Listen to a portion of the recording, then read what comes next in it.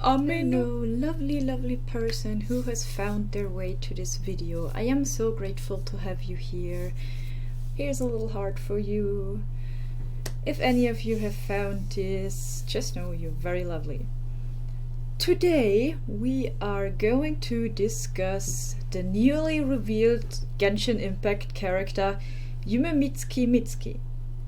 A new Inazuma character has been revealed today, and as it seems will release in version 5.4 of Genshin Impact.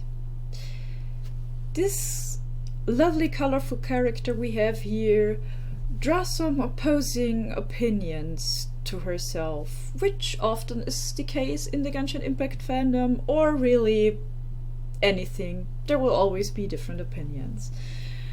Well, today we are going to discuss what we know so far of this character, because I'm eating my hair. No, not because of that. Anyway, what I meant to say is Genshin is a passion of mine. I love talking about it. I kind of need it, which is why I decided to make videos, because I really feel the big need to just share my love for this game. Moving on. So we got this new Inazuma character, and her pose has caught the attention of a couple of people, namely her showing off her little tail and her big dumpy. Personally, I really don't find this, I don't know, scandalous. Like, you don't even see, she's clothed, and I've seen worse. I've been on the internet long enough. I have seen worse.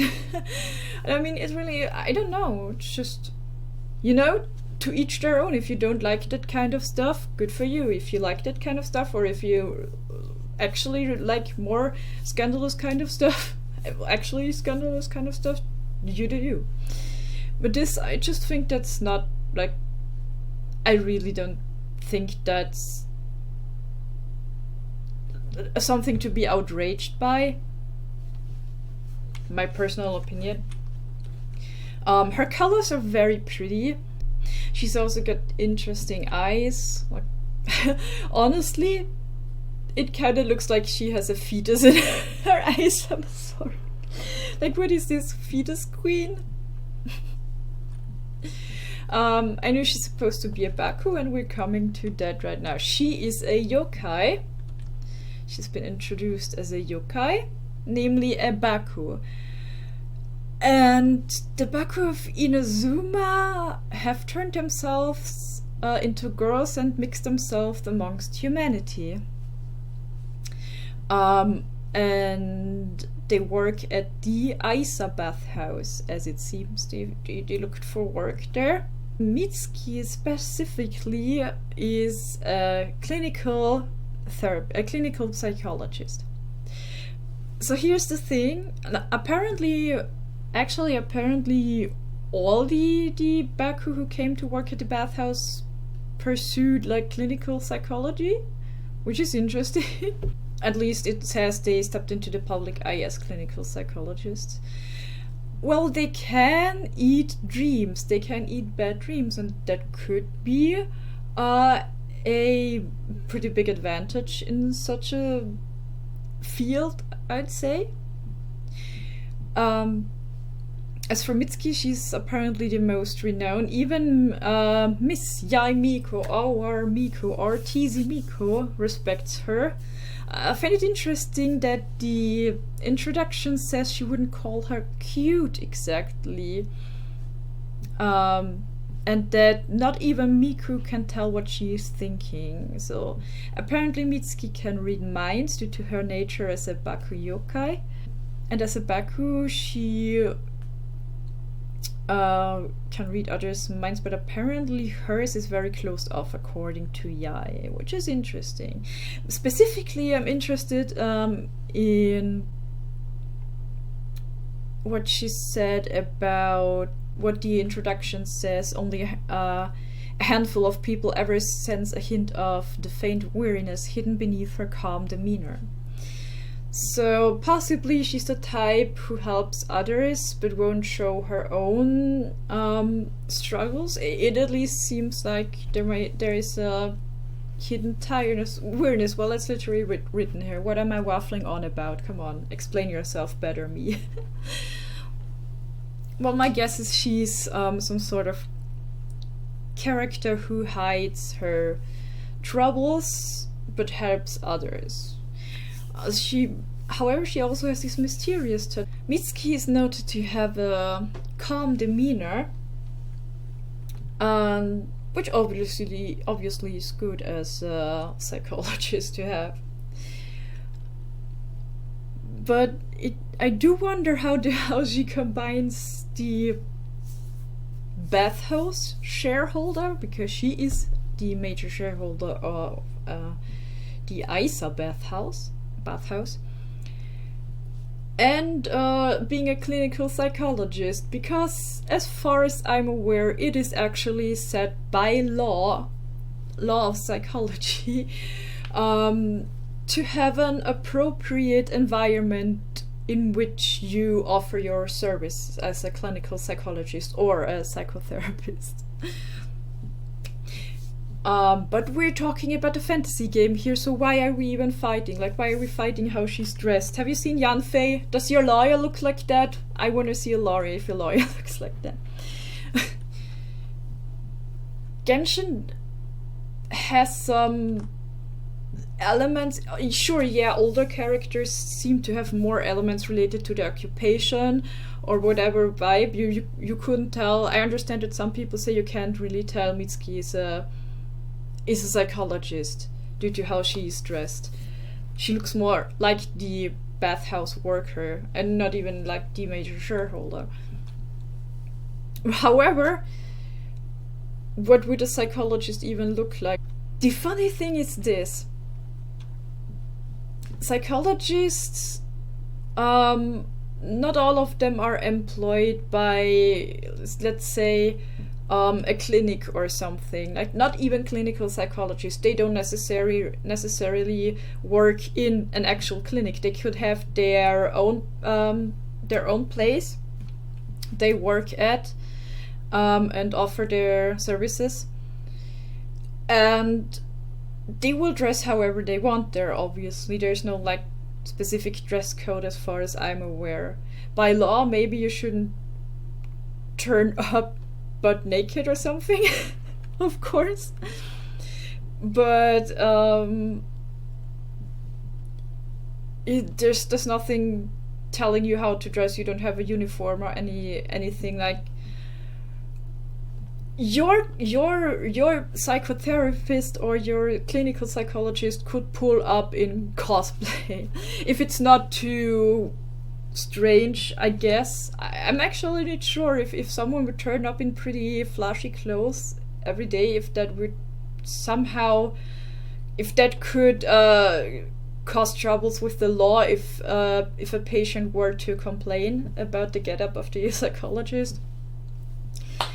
All I know is that the environment, definitely you can't just do it at home. You can't do it in a bathhouse. Obviously, you need an appropriate environment that needs to be appropriately and comfortably furnished. But yeah, my first thought was also, she doesn't look like a psychologist. But then immediately after, I questioned myself, well, what does a psychologist even look like? Though I do understand where people are coming from, that the newer Genshin Impact characters seem to not follow themes strictly, but kind of be more experimental. However, overall, my personal rating is I find the design pretty. It has pretty colors. The little tail, the Baku tail she has, is interesting. And now I want to talk more about her occupation precisely. So, first of all, the funny thing is, I've been saying, bro, these characters need like some sort of therapist character. At some point they have to release one, right? I mean, they release characters of all sorts of occupations. At some point they likely will release a therapist for sure, right? And I've always believed that once they do, the character will be anemo. Ameno? No, I had a feeling, really. I just, which is funny because people would say, yeah, that's the element where a lot of characters need actual therapy. But I guess I could, honestly, I would probably break out into another rambling that is all over the place if I were to explain why I had the feeling that a therapist character would be anemo, but yeah. So moving on. She is a clinical psychologist, and I wonder if she's like actually like certified. Is that actually her occupation, or is she just the bathhouse shareholder and she works there but also offers sort of comfort to clients by eating their bad dreams and taking care of them that they're relaxed and stuff?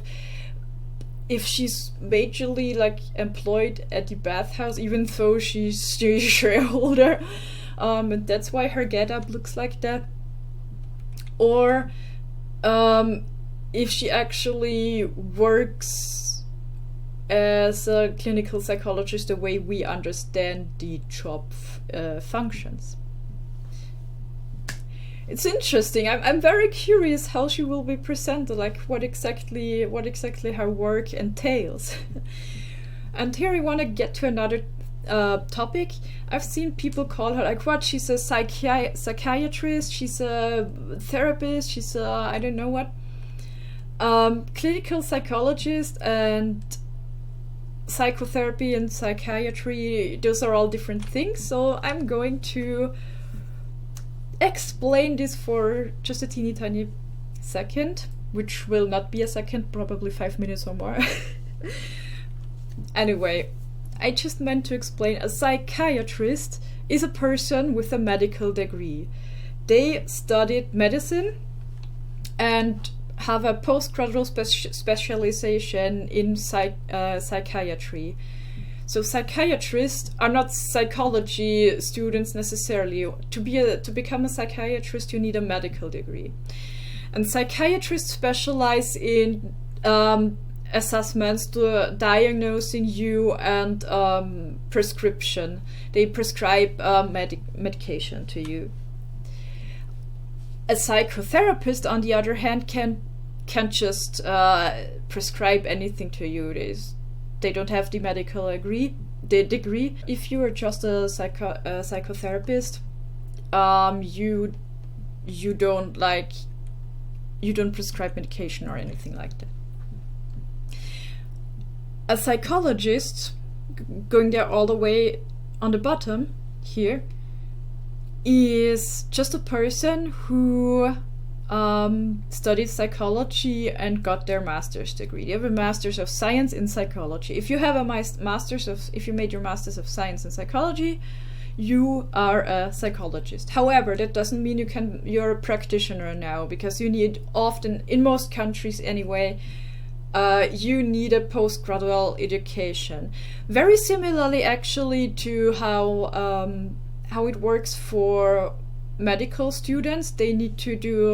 They have a long way ahead of them too, with their bachelor's and master's and postgraduate education. It's similarly for psychologists who want to be practitioners. It's also a long way with the postgraduate education, and for that you can become a clinical psychologist, for example. If you got your degree, if you got your master's, you can specialize in clinical psychology. There might be countries where the postgraduate education for clinical psychologists is directly entwined with your college degree, with your master's, or maybe even your bachelor's. But for the most part, what I know is that you still need to have further education after your master's to become a clinical psychologist, because psychology is all about specialization after your degree too. And what clinical psychologists are able to do is they do tests and assessments, for example, biofeedback, or just any assessment tests really. They also go more into the direction of how your psyche and your body influence each other. Like the clinical psychologists are the ones who will constantly nag you about your vitamin D or other vitamins, and if you've got all of that stuff checked out, which is important. I'm just teasing a bit here, because if you go to a clinic, if you go see a clinical psychologist, they might and you feel like energyless or have depression, stuff like that, they will probably haunt you about your vitamin D, getting your vitamin D levels checked, and other blood work done to see if there could be some influence there. They also provide therapy, more a generalized therapy compared to psychotherapists, which I will explain in a moment. But yeah, clinical psychologists are not psychiatrists. They have a psychology degree. They also do tests, but they don't prescribe anything. They might tell you to get your blood work done or something. But other than that, yeah, they offer therapy. A psychotherapist is a person who often has a psychology degree. There are other ways to get that education too. For example, if you've studied or worked in a social field, I think, or even some medical fields, as far as I remember, or if you have a doctorate in philosophy with the focus on psychology, but I think that's very, very, very ancient rule. In my country, I don't know how it is for others, if it's the same. But yeah, in my country at least, you can get the education to become a psychotherapist even if you do not have a degree in psychology. If you have something comparable like social studies or anything like that, you can pursue that education. Otherwise, it's also a post-grad education. It's also very expensive. All of these are doing anything in the psychology field as a post-grad education. It's expensive. Psychotherapy is different from clinical psychology in that you are also specialized in a certain school. There are schools of psychotherapy such as behavioral therapy, psychoanalysis, systemic therapy, I think. Well, whatever. There are quite a couple. I'm not going to list them all because my cheese brain will make you sit there for 5 hours. Yeah. Anyway. So there are different specializations which you don't have as a clinical psychologist. It's more general there. And as a psychotherapist, you specialize in one school. That all the schools have different methodology, different approaches, and focus on different things in psychology. And obviously psychotherapists also do therapy counseling, they offer therapy counseling and all of that jazz. So anyway, this has become some sort of educational weird PowerPoint about psychology as a field, as a job field. Can you guess that this was about this character? So what I'm saying, she's neither a psychiatrist nor a psychotherapist or something like that. She's a clinical psychologist. So maybe her being at the bathhouse kind of it works with that she offers relaxation for the body, just like she offers help for the mind. So maybe that's why she's considered a clinical psychologist, or she really is a certified one. Way, who knows? I'm very curious about her. And I would say, instead of jumping to conclusions, no matter what you think of her, let's just wait and see how she is. Because often with Genshin Impact and many other franchises, and forming opinions on characters in general, I think you have to see them in action to like really see if you vibe with them. Because there definitely can be surprises. You can start liking a character you did not expect to like at all. Or you can also start disliking one. Either way is fine. Don't bash each other's skulls in if you discuss this character.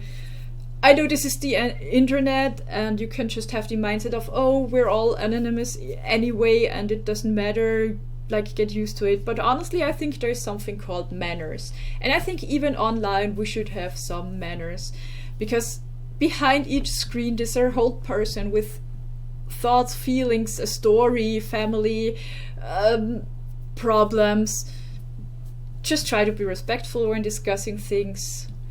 And, well, I hope you take care of yourself. Those are my 5 cents, my 500 cents, I guess, about Yumemizuki Mizuki. Let's look forward to getting to know her. And I will see you around, hopefully. Take care of yourself. If you've made it this far, thank you so much. Take care. Bye.